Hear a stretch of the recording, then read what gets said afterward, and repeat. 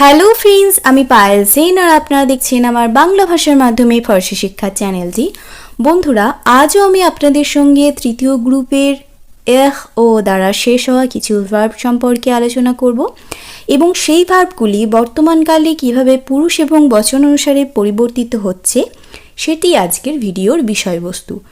বন্ধুরা, আজকে যে ভার্বগুলি আমরা দেখব সেই ভার্বগুলি দেখব আমরা দে ও দ্বারা শেষ হচ্ছে, অর্থাৎ দে ও এই অ্যালফাবেটগুলি দ্বারা এই ভার্বগুলি শেষ হচ্ছে এবং এই ভার্বগুলির ক্ষেত্রেই আমরা শুধুমাত্র এই নিয়মটি প্রয়োগ করে বর্তমানকালে সেগুলি পুরুষ এবং বচন অনুসারে পরিবর্তন করব।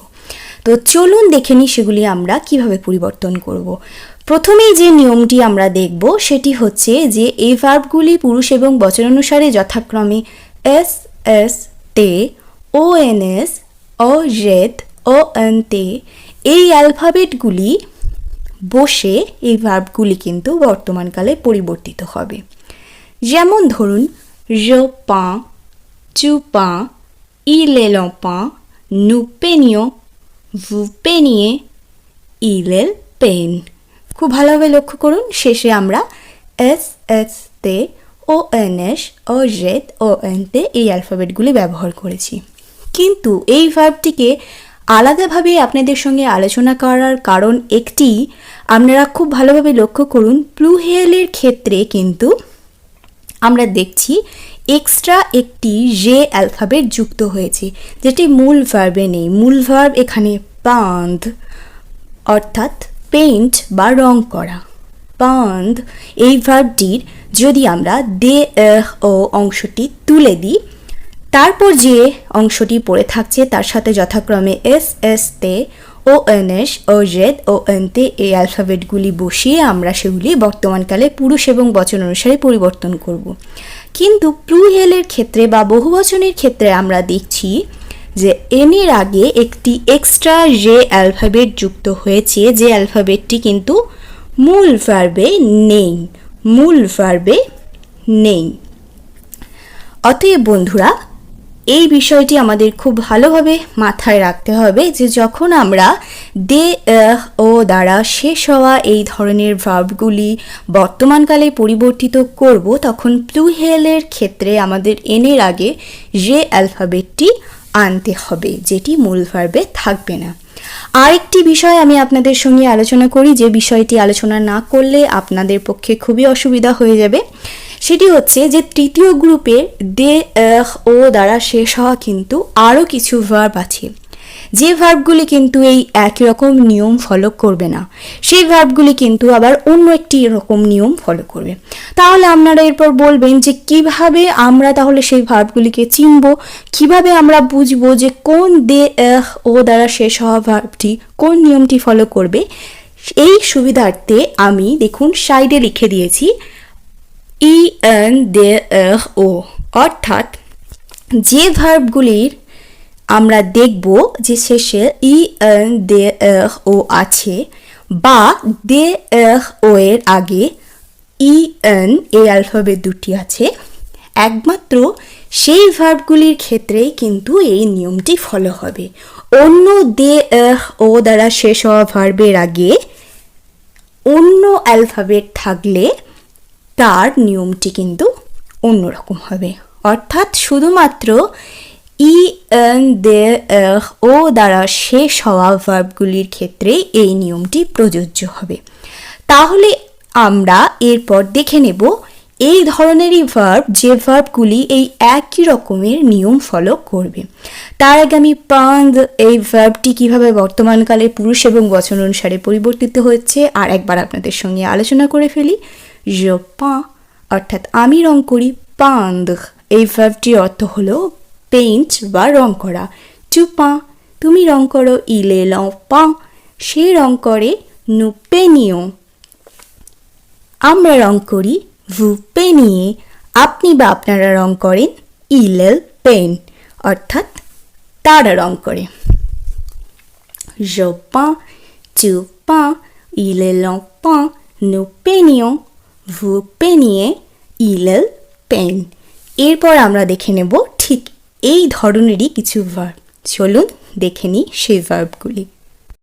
প্রথমেই যে ভার্বটি আমরা দেখব সেটি হচ্ছে craindre অর্থাৎ ভয় করা, plaindre অর্থাৎ করুণা করা বা দুঃখ অনুভব করা, atteindre অর্থাৎ পৌঁছানো, éteindre অর্থাৎ নিভিয়ে ফেলা, joindre অর্থাৎ যোগদান করা, rejoindre অর্থাৎ পুনরায় যোগদান করা, craindre অর্থাৎ ভয় করা, plaindre অর্থাৎ করুণা করা বা দুঃখ অনুভব করা, atteindre অর্থাৎ পৌঁছানো, éteindre অর্থাৎ নিভিয়ে ফেলা, joindre অর্থাৎ যোগদান করা, rejoindre অর্থাৎ পুনরায় যোগদান করা।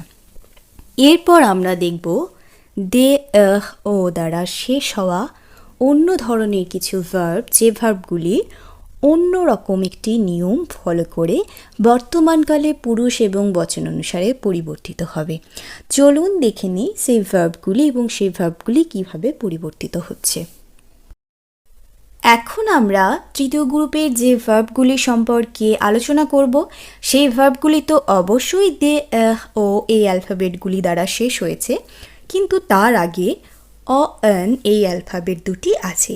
অতএব এই ভার্বগুলি অ এন দে ও দ্বারা ভার্বগুলি শেষ হবে, এটি মাথায় আমাদের রাখতে হবে। তাহলে এই অ এন দে ও দ্বারা ভার্বগুলির ক্ষেত্রে আমরা এই নিয়মটি ফলো করব। কোন নিয়মটি? যখন আমরা সেটি বর্তমানকালে পুরুষ এবং বচন অনুসারে পরিবর্তন করব, যথাক্রমে এস এইচ তৃতীয় পুরুষের এক বচনের ক্ষেত্রে কোনো অ্যালফাবেট যুক্ত হবে না, মূল ভার্বটি থাকবে। তারপরে ও এন এস, তারপর ও জে, তারপর ও এন তে এই অ্যালফাবেটগুলি যুক্ত হয়ে ভার্বটি পুরুষ এবং বচন অনুসারে বর্তমানকালে পরিবর্তিত হবে। এবং বন্ধুরা, যদি আমরা দেখি যে দে ও এই অংশটি সম্পূর্ণ ভার্ব থেকে তুলে দিই, তাহলে দেখুন যে অংশটি পড়ে থাকছে সেই অংশের সাথে যথাক্রমে এস এস তৃতীয় পুরুষের এক বচনের ক্ষেত্রে কিছু হবে না, আমি বললাম। তারপরে ও এন এস, তারপর ও জে, তারপর ও এন তে এই অ্যালফাবেটগুলি বসে গেছে। prendre এই ভার্বটির অর্থ হলো গ্রহণ করা বা নেওয়া। যখন আমরা সেটা বর্তমানকালে পুরুষ এবং বচন অনুসারে পরিবর্তিত করব, তখন কিভাবে উচ্চারণ করব চলুন দেখে নিই। je prends, tu prends, il est l'enfant, nous prenons, vous prenez, ils elles prennent. Je prends, tu prends, il est l'enfant, nous prenons, vous prenez, ils elles prennent. prendre অর্থাৎ গ্রহণ করা বা নেওয়া। কিন্তু বন্ধুরা, খুব ভালোভাবে লক্ষ্য করুন যে তৃতীয় পুরুষের বহুবচনের ক্ষেত্রে আমাদের একটি এক্সট্রা এন কিন্তু মূল ভার্বের সঙ্গে যুক্ত হয়ে তারপর ও এন তে এই অ্যালফাবেটটি যুক্ত হয়ে তার পরিবর্তন ঘটেছে, অর্থাৎ এনটি ডাবল হয়ে গেছে। তাহলে আমরা দেখব যে ও এন দে ও দ্বারা শেষ হওয়া ভার্বগুলির ক্ষেত্রে তৃতীয় পুরুষের বহুবচনের ক্ষেত্রে এন দুটি ব্যবহৃত হবে বা এন ডাবল হয়ে যাবে। এই বিষয়টি আমাদের মাথায় রাখতে হবে। এরপর আমরা দেখে নেব এই একই ধরনের কিছু ভার্ব, যে ভার্বগুলি এই একই রকমের নিয়ম ফলো করবে। চলুন দেখে নিই সেই ভার্বগুলি।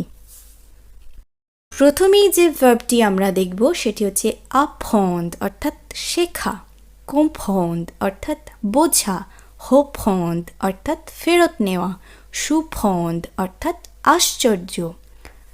apprendre অর্থাৎ শেখা, comprendre অর্থাৎ বোঝা, reprendre অর্থাৎ ফেরত নেওয়া, surprendre অর্থাৎ আশ্চর্য। এবং খুব ভালোভাবে লক্ষ্য করুন বন্ধুরা, এই ভার্বগুলি কিন্তু ও এন দে ও দ্বারা শেষ হয়েছে। এই প্রত্যেকটি ভার্বই কিন্তু ও এন দে ও দ্বারা শেষ হয়েছে। এবং এই ভার্বগুলি এই একই রকম নিয়ম ফলো করবে। এই সব ভার্বগুলি একই রকমের নিয়ম ফলো করবে। এবং গত ভার্বগুলি আমরা দেখব ই এন দে ও দ্বারা শেষ হয়েছে। ই এন দে ও দ্বারা শেষ হয়েছে এবং এই ভার্বগুলি আগের নিয়মটি ফলো করবে। তাহলে বন্ধুরা, আমার ক্লাস যদি আপনাদের ভালো লেগে থাকে এবং এই ক্লাসটি যদি আপনারা খুব ভালোভাবে বুঝতে পারেন তাহলে অবশ্যই আমাকে কমেন্ট করে জানাবেন এবং প্রচুর পরিমাণে লাইকস করবেন। আমার চ্যানেলটি অবশ্যই সাবস্ক্রাইব করবেন এবং প্রচুর পরিমাণে শেয়ার করবেন আপনার বন্ধুদের মধ্যে, যাতে তারাও আপনার মতো খুব সহজেই বাংলা ভাষার মাধ্যমে ফরাসি শিক্ষা লাভ করে উপকৃত হতে পারে। আপনারা ভালো থাকবেন, সুস্থ থাকবেন, আমার পাশে থাকবেন, কারণ আপনারাই আমার অনুপ্রেরণা। আজকের মতো টাটা।